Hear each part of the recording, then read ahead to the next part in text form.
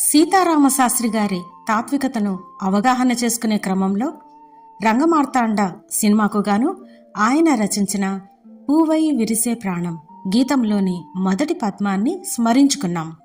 ఇప్పుడు మరికొన్ని దళాలు. ఈ గీతాన్ని దర్శకుడు కృష్ణవంశీ రంగమార్తాండ ఆత్మగీతంగా అభివర్ణించారు. ఇళయరాజా స్వరపరిచి ఆలపించినది ఈ గీతం. ఒక పాత్ర ముగిసింది నేడు, ఇంకెన్ని మిగిలాయో చూడు, నడిపేది పైనున్నవాడు, నటుడేగా నరుడన్నవాడు, తానే తన ప్రేక్షకుడు అవుతాడు. రంగస్థలాన ఒక నటుడి పర్ఫార్మెన్స్ ఎలా ఉందన్న తీర్మానం చేసేది ప్రేక్షకులు. జీవిత రంగాన మన పాత్రకు మనం ఎంత మేరకు న్యాయం చేశామన్నది మన మనస్సాక్షికే తెలుసు. అందుకే రచయిత తానే తన ప్రేక్షకుడు అంటున్నారు. ఎందుకంటే జీవిత రంగంలో మనం పోషించే పాత్రలకు న్యాయం చేశామా లేదా అన్నది ఒక్క మన మనసాక్షికే తెలుసు.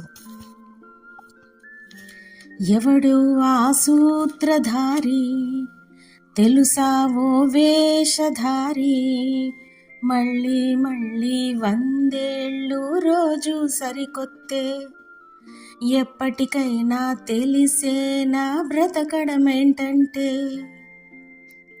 మనిషి జీవితంలో ధరించే పాత్రలు ఎన్నో.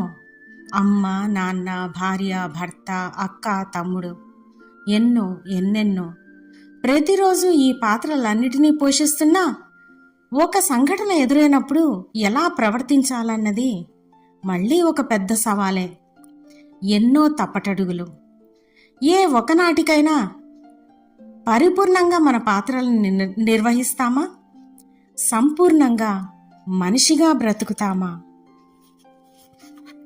పువ్వై విరిసే ప్రాణం, పండై మురిసే ప్రాయం, రెండు ఒకటే నాణానికి బొమ్మ బొరుసంతే, తీసే ఊపిరి ఒక్కటేగా వేషం వేరంతే, నడకైనా రాని పసిపాదాలే అయినా, బ్రతుకంతా నడిచే అలసిన అడుగులే అయినా, చెబుతాయా చేరే మజిలీ ఏదో.